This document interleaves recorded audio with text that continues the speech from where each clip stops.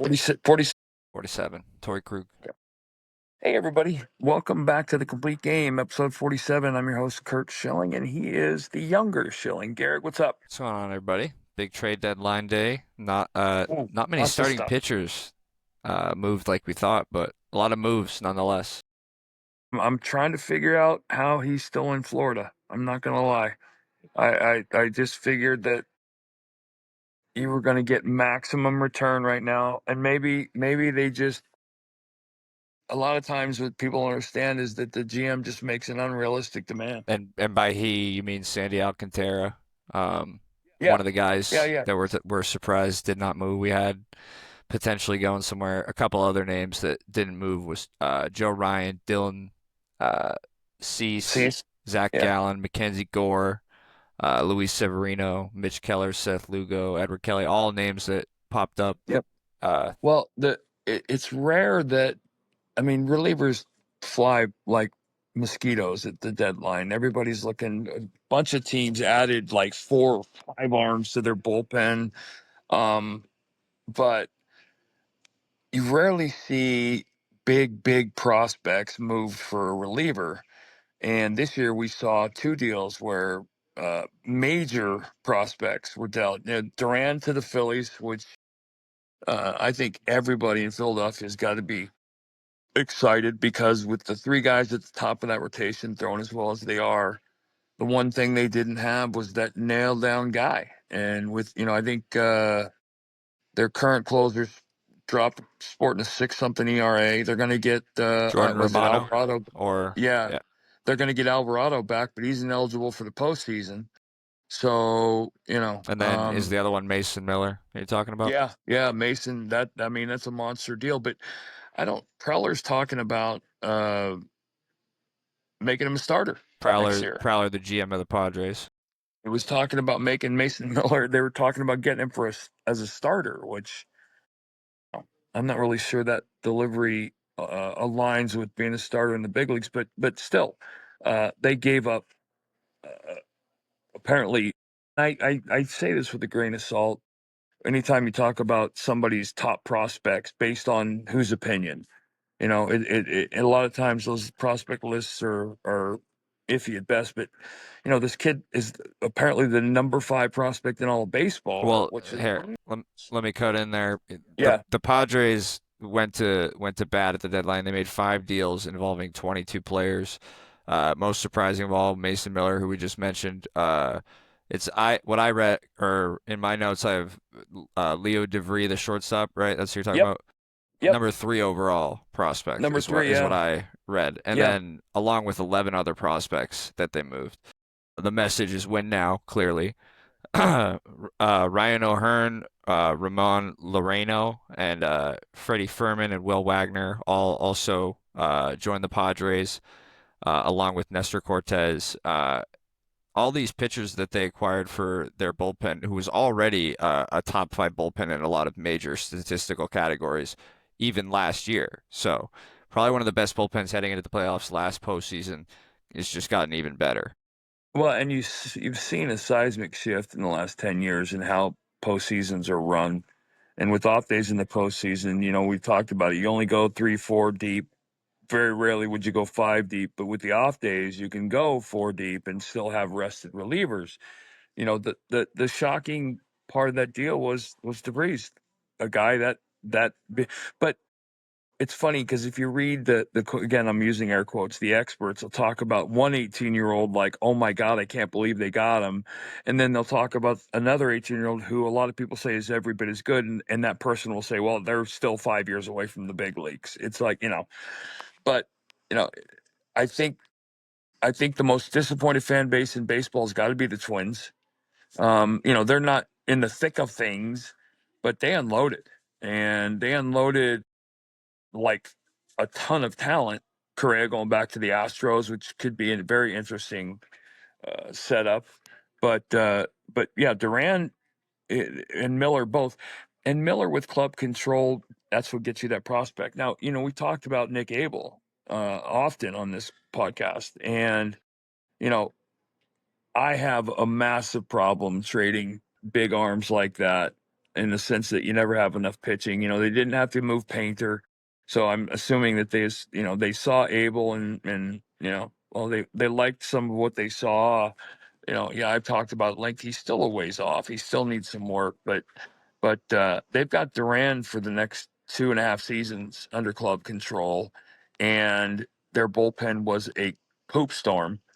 And getting those last 3 outs has been a major challenge, and they're in a very good position now, and they've just become a better team. It's an energy thing, right? And then, you sent me his walk-on song. Can you imagine what the vet's going to be, or what Citizens Bank is going to be like? Freudian slip And that there. what a great setup that's going to be. But they also have Aaron Nola coming back, so he's kind of like a trade deadline acquisition in a sense.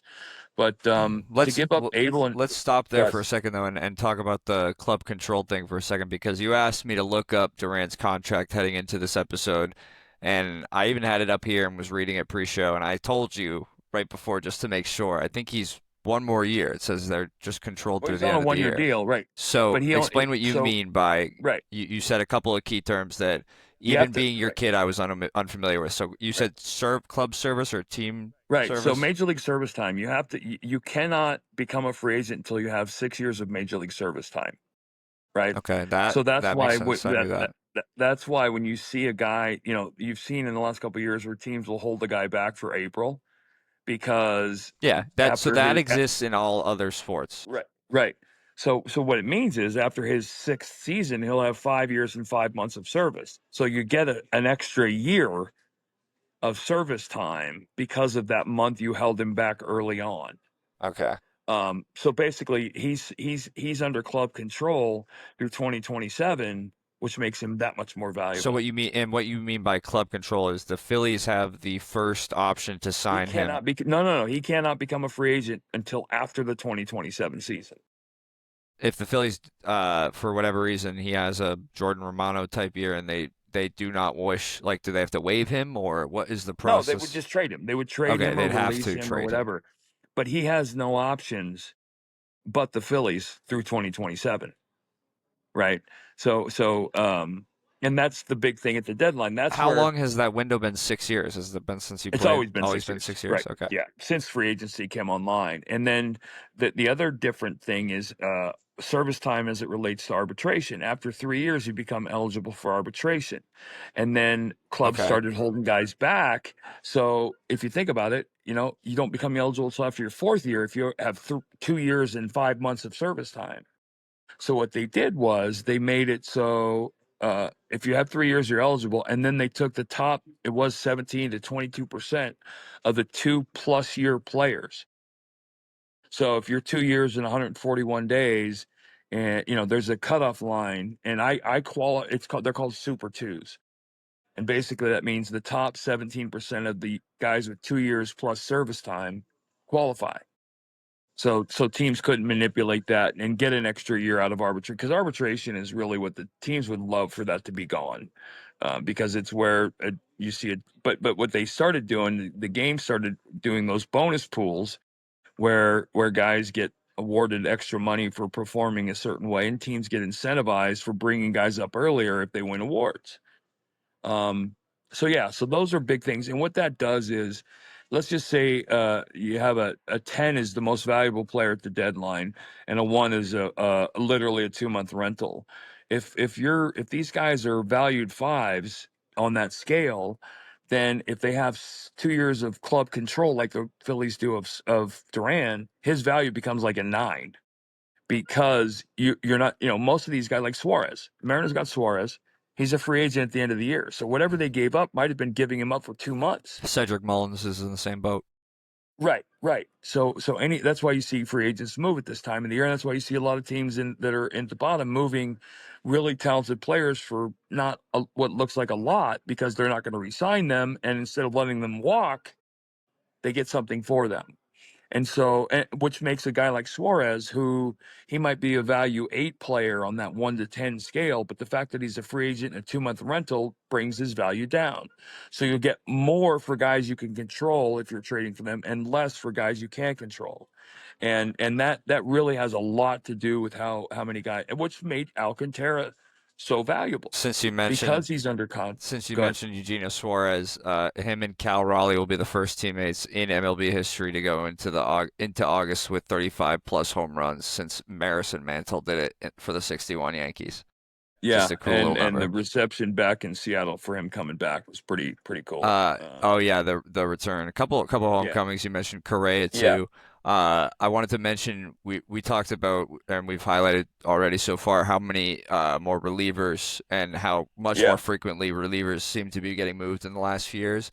It is probably because of the way the game is played now, with starting pitchers not going as deep. absolutely. Relievers threw 51.9% of innings in the postseason last postseason. So it would make sense that the McAbles of farm systems and stuff like that and the Leo DeVries are being moved for the Padres and Phillies of the league right now that are making win now type moves. So think about this. I'll flash back to 2001. Think Randy and I threw something like 70. What was it? 7 games, 963. I think we threw like 50 something of 63 World Series innings, right? And now that 51% means that the starters in a 7 game series went 30 some innings and the bullpen went 30 some Yeah, innings. So it's a dynamic difference. But yeah, what it is it is the decline in the innings count for starting pitchers, which obviously leads to an increase in the relievers. So maybe now you're seeing teams want to go into the postseason with maybe 6 guys in the pen that they can possibly call on instead yeah, of 4. exactly. And Because because you saw, you've been saying yeah, the last couple episodes that you need four arms, but in pretty much ever since that 2014-15 Royals team that was sort of just like yeah, a yep, arm barn of hurlers. yeah, yep, Ever since then, it's felt like, there's a couple 1-2 punches in certain runs for certain teams in terms of starting pitchers. But now every team, like you've said, has a guy that throws 105. But there, everybody throws 100, but yeah. but there's the couple of gems in there that throw 99 to 100 with all that stuff in between. So Well, they're coming in the 6th inning instead of the 8th inning now. yeah, because that's the And game. it's all, but again, I keep telling you, sabermetrics is not a viable strategy in October. I don't think it's consistent. I don't think it's something and we go back to the Rays World Series. That cost them. Pulling Blake Snell cost them the World Series. And there's a lot more gut feel to it. So, yeah, but watching the volume of relievers that moved was crazy. But it also goes back to the fact that the value in relievers has shifted from relief pitching to relief throwing. Everybody talks about, oh, we've got 5 guys that are 98 plus. Well, I don't really care if those 5 guys need 55 pitches to get through 2 innings. That And also and that also was something that you'd say when that was more of a novelty. Like we just said, like every guy right, throws 98 now. 98's right. not 98 when I was growing up. Well, it really honestly isn't physically because I have a 100% belief, and I think a lot of baseball people would back me up. The guns are different now, and the way velocity is measured is different now. Well, I mean, Uh, even if it is, the hitters grew up hitting that. So like it all adjusts and evens out. So you good? yeah, hang on, I just switched it off the screen. On what the hell? Yeah, no, you're good. I can just cut Back. that. There we go. Yeah. So I yeah. want So to. Go go ahead. ahead. Me? Okay. I just wanted to, since we were talking about starting pitchers and how much relievers have been moved, wanted to mention the guys who did get moved. Merrill Kelly went to the Rangers. Zach Leto went to the Reds. Michael Soroka went to the Cubs. Dustin May to the Sox. Shane Bieber to the Blue Jays. And Chris Paddock and Charlie Morton to the Tigers. Any of those moves jump out to you? None of the names that we had. I had Merrill Kelly being a move, but Yeah. No, nobody picked up an Alcantara. yeah, okay. Everybody was picking up the depth piece. I think the Tigers, with the lead, were just looking to have some guys at the back end of the rotation. No upgrades. I didn't, and again, I hate saying it like that, but nobody picked up a game one starter. Or that back to back. Nobody picked up the guy to follow Tariq Skubal or whoever you might throw in game one, and not everybody needed to. But I think the shifting dynamics of the way pitching is presented in baseball, it had an enormous impact on the names you saw move at the deadline. I still am like I said, there's a lot of reasons behind Sandy Alcantara not getting traded. I don't know what they are. My guess again would be because he's throwing well, he's showing signs of getting back to being the guy he's going to be. And my guess would be that Florida's asking price was just too steep. That's what I've heard and seen. Yeah, Another question I had, do you think that, because it's kind of hard to compare directly a lot of what a lot of teams do, especially in the same division, but this year in particular, I think a lot of people are talking about we have so far the Phillies with Duran being the big right. deal of the deadline. They also got Harrison Bader as a depth outfield piece. But the Mets in their division go and get their outfielder in Cedric Mullins. And then also very sneaky under the radar. I feel like the least talked about big move of the deadline. Ryan Helsley, who is back on the up and up, has allowed one earned run since June 14th, Yeah. in an otherwise struggling season by what people consider his standard. In that time, 11 innings, 11 Ks, 2 walks, Well, 21 yeah, and 8 of his 21 saves have come in that last month. So like I said, right. playing a He's lot better.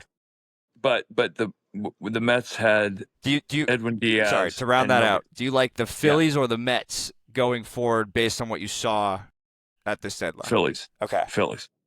Yeah, I think their starting three is legit. Like starting three, they could go out and beat you in a best of five and not be shocked by the fact that their three starters shut you down for 7 or 8 innings. But I gotta tell you, I was surprised. I mean, if I'm not mistaken, the Mets added like 22 relievers. So it felt that way during the deadline. And that I think that's because other than Edwin Diaz, I think in their minds they didn't have any other arms that they were comfortable giving October innings to. I don't know that the arms that they got are those guys, but I'm all on the Phillies now. As far as look at a 7 game series, I don't want Zach Wheeler or Sanchez or Luzardo in any of those games. But now kind of feels like, hey, if you're not ahead in the eighth, you're not going to win. And that with that lineup, I think that Philly fans have something to be excited about. I I got to tell you, I was a little. I don't know if shock's the word. I thought Boston would do more. That's a I consensus, I think. yeah, and I've always loved Dustin May's arm. Um, Not a big fan of the hair, but I I thought that they would do something more, just because they have that glut of outfielders, talented outfielders, and I thought that they might go deeper for kind of or deeper all in kind of thing, and they had the players and prospects to do it. They didn't, and again, when you're not privy to the detailed talks, you don't know. Like I said, I could have seen them being the Alcantara winners, given their financial setup and his club control, but I don't think they did anything that and I think a lot of Red Sox fans don't feel like they needed to. I'm not sure if that's right or not, but I'm thinking that the other big move. You heard Cashman talk about the Yankees going all in, and I think McMahon's going to be the sleeper deal of the deadline. I think he's going to be offensively the biggest push, but I don't think that the bat was where that they're concerned. I think that they're much more concerned with. I think Devin Williams is back to who he was, but I don't know that they feel really good about going into a best of five with that rotation right now. Playing in their ballpark too, if they Yeah, have home field. yeah. Uh, Another question I had, you're on the road, so we will probably have a volume two to this too, obviously. A question I wanted to ask in regards to this, I probably should ask at the top. It's August 1st today. When does the trade deadline end? It's over. Midnight last But night. is it over? Or will we find out No. anything else? So what happens now is that you have what's called waiver deals. And I know the rule around waiver deals has changed as it relates to the postseason and some of that stuff. But basically, what happens is what's called waivers. When you want to take a guy off your 40-man roster, you have to waive him. And basically, that's a 72-hour window when any team in baseball can take that player off your team, but they have to take his contract. So this is when teams will put Okay. a guy with a massive contract on waivers in the hopes that somebody else will pick him up and take his And deal. clear out money for them. Right. Yeah. So what happens is you see teams will dump their whole roster on waivers, and they're revocable, meaning you can put all your guys on waivers, and if somebody claims them, you can pull them back and say no, right? Um, but But if you claim if okay, back in the day, Manny Ramirez got put on waivers in 2023. He had a monster deal. Now, if you pick Manny, if you select him, you're stuck. You don't get to give him back. So you're stuck with that whole contract. So what you'll see is teams with big payrolls sometimes, and it's done in reverse order of record. So the worst teams get the first choice. And so what you'll see is a team will claim a player to block another team ahead of them from claiming that player. But you're stuck with them if you claim him. And it's a little game that general It's a game of managers play a chicken. lot of. So the deadline is done, and the waiver deals now. Like, for example, if let me think about it. So if Francisco Lindor went on waivers, and somebody would claim him, the Mets would take him back. If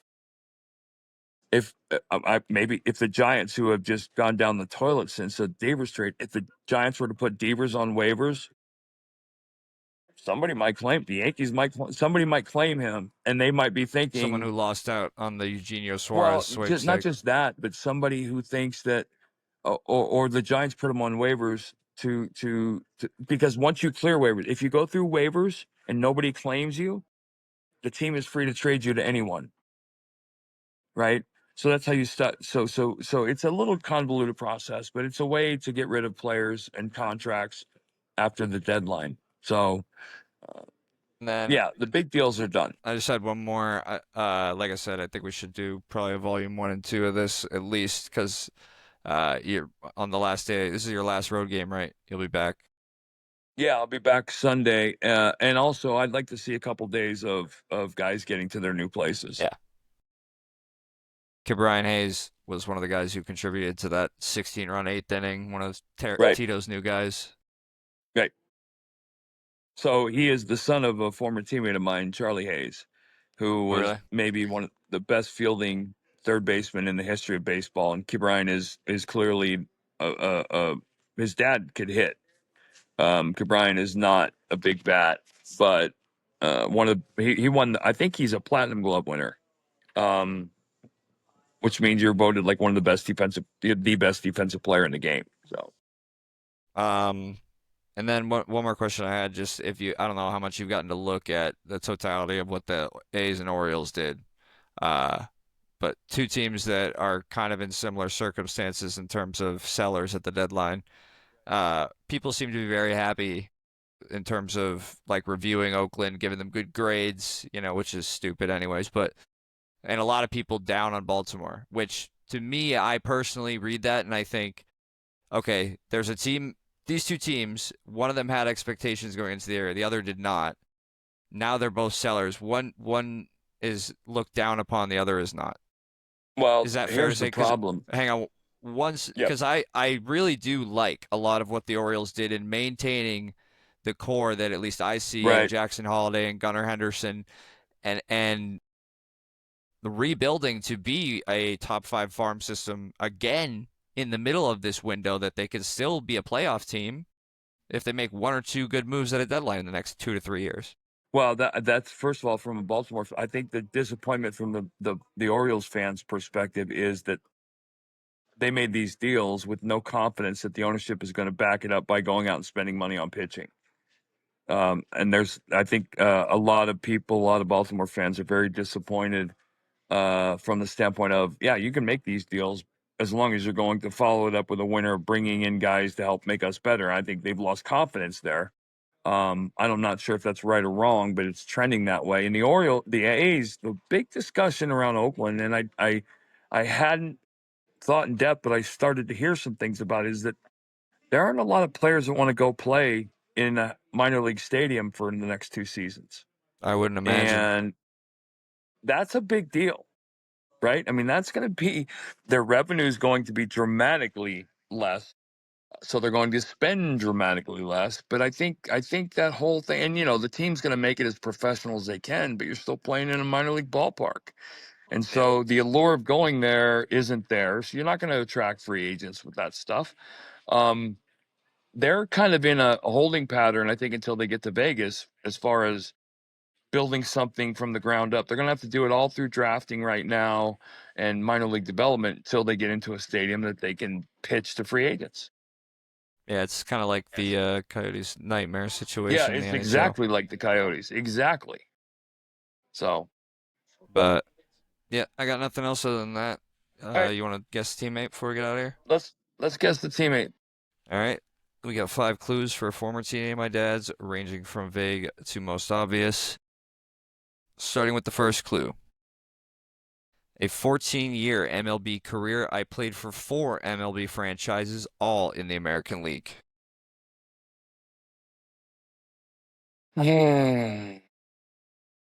Pass. A 2-time All-Star. My first selection in 1989, I got off to a hot start in April, hitting 13 home runs, an at-the-time record for the MLB, but still stands as a record for a player at my position.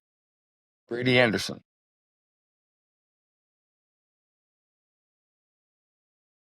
I played first base and outfield, but was primarily a catcher when I won my 3 Silver Slugger awards.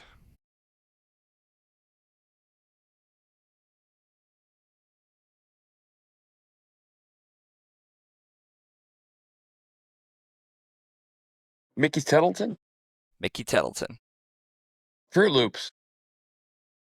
A name that like I go through the rosters going through for this segment every time, and I've heard the name a bunch, and I don't Yeah. know if that's from just baseball nomenclature or from our household or One of the scariest teammates I ever had. I walked into the clubhouse in Minnesota in 1990 when I got called up, and he had a muscle shirt on or a cut off T-shirt. Big boy, quiet guy, Oklahoma guy.